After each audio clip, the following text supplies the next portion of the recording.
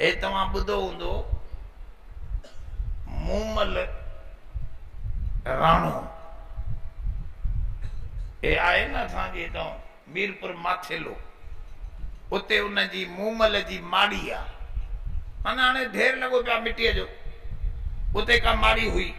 हाणे इहा हुई या न हुई अलाए छा हो, पर हिकिड़ो किरदार आ। ससुई मारुई, ससुई ऐं हेॾो उमर मारुई, इहे हिकिड़ा किरदार थवे जंहिंखे किसन जे रूप में आणे करे शाह भिटाई बि इस्तेमाल कयो आहे। इहे वाक़िया हुजनि या न हुजनि, पर हिकिड़ो किरदार सम्झायो वियो आहे।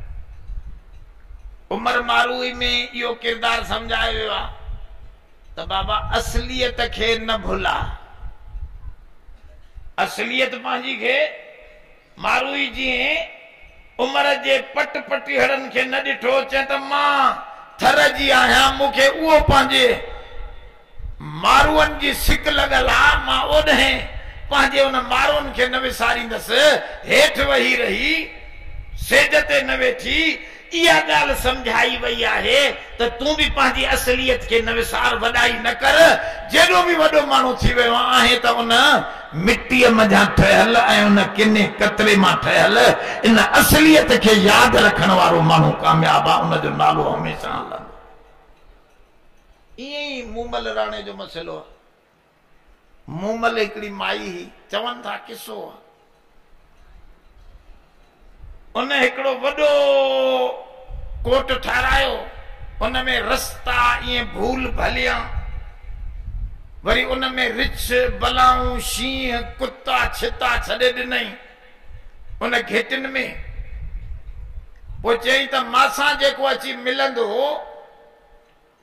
मां उन सां शादी कंदसि। पोइ जेके ई चरिया घेरिया उन्हनि घेटिन में भुली विया। कंहिंखे शींह खाई विया, कंहिंखे रिछ खाई विया, कंहिंखे कुत्ता चके विया। ईअं वीचारा उते दरपदर थी विया। राणो हिकिड़ो दाना हो, उन सोचियो त मानी काॾों थी अचे, मानी अंदरों मूमल पचाए बानीअ सां मोकिलींदी। हिन सम्झो त इहो सॼो मसइलो हिन बानीअ खां हल थींदो। बानीअ जे गुत खां वताई चए मोचड़ा हणंदो, मां जाथों आई आहियां ओॾे मूंखे वठी हल। अब उहा त रस्तो ॾिठल ई फेरे घेरे हिन खे अची उन राणे खे मूमल सां मिलाए। पर मूमल जे अॻियां वरी ॿ सेजूं ठहियल हूंदियूं। हिकिड़ी सेज ते पाण वेठी हूंदी खट ते, ॿी वरी काननि जी खट ठहियल, मथों कपिड़ो पियो हूंदो, उन ते विहारींदी ही। वेठो त हमरा ठा वञी हेठि खूह में किरे, बर्बाद थी वञे। त हे राणो होशियारो। राणो जो आयो त मूमल चुस तूं वॾो होशियार आं, पहुची वियो आं, पर हाणे वे हेॾो। जे एॾो न वेंदुसि, तोसां गॾु वेंदुसि। मुंहिंजे ॿुधाइण जो मक़सदु इहो आहे त राणे बानीअ जे गुत खां वरितो, उन जो दामन पकड़ियई त उनखे मूमल सां मिलायो। असां तव्हांखे रब जेकॾहिं मिलंदो त सुहिणे मुहम्मद बि बानो आहे। मां नथो चवां, क़ुरान में लिखियो सुब्हानल्लज़ी असरा बिअब्दिही तबारकल्लज़ी नज़्ज़लल फुरक़ान अला अब्दिही अल्हम्दुलिल्लाहिल्लज़ी अंज़लल किताब अला अब्दिही।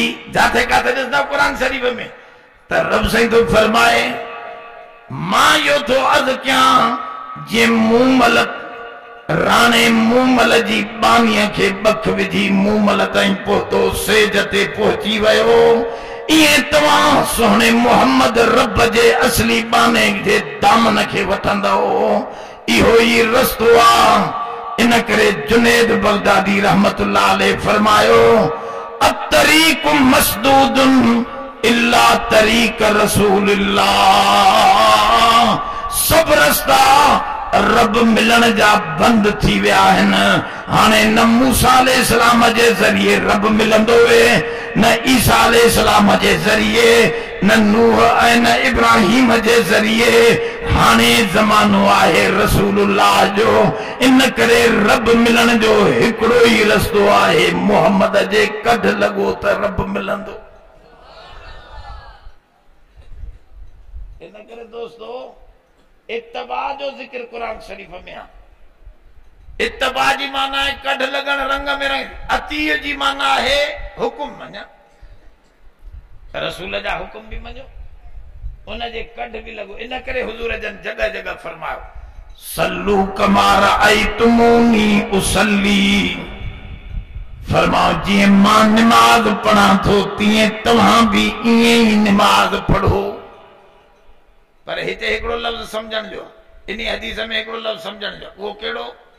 नबी साईं ईअं न चयो त जहिड़ी मां नमाज पढ़ा थो तहिड़ी तव्हां पढ़ो, अहिड़ी त पढ़ी कोई न सघंदो। फरमाओ जीअं मांखे ॾिसो था तव्हां भी ईअं पढ़ो। माना छा? तूं अंदाज़ उन वारो ठा जिए अल्लाह वारे चयो खुदाया तेरे महबूब का शबीहा लेके आया हूं, हकीकत तो बना दे मैं सूरत लेके आया हूं।